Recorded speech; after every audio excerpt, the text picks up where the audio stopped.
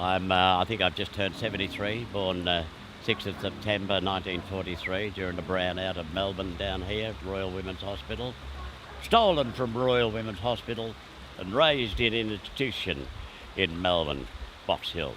And the program in there, besides the sexual abuse and the unusual punishments, was to dissuade me, the lone Aboriginal, registered Aboriginal in that Box Hill boys' home, to be, persuaded against any sense of his Aboriginality. And so I was a lost child for many years.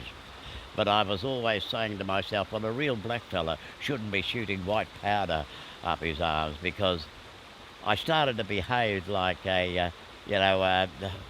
a gangster. I never confronted anybody. But you would make wrong choices so very easily. It's very hard to heal oneself from these policies of the past and the policies that are now, developing.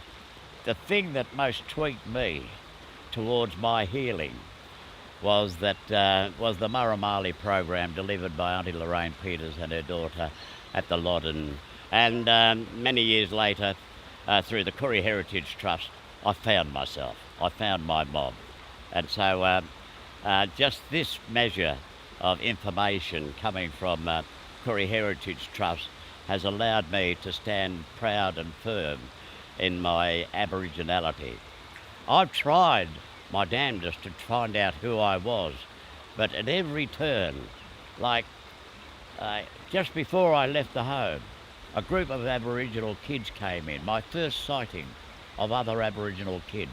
And I write about this in Jack Charles versus the Crown. It was the Edwards brothers, Kutcher Edwards amongst them. But one young fella amongst them, Arthur, said his last name's Charles, and I could recall saying to him, wouldn't it be funny if we were brothers, mate?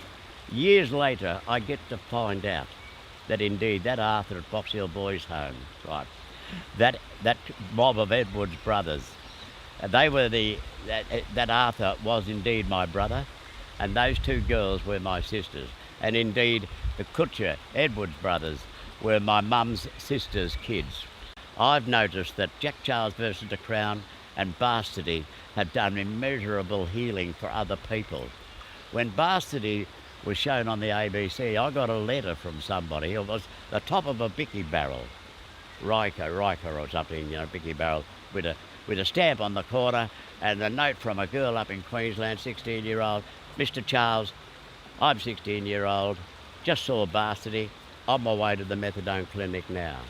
So, but once you accept your Aboriginality totally, you stand taller, prouder, and you're standing on solid ground.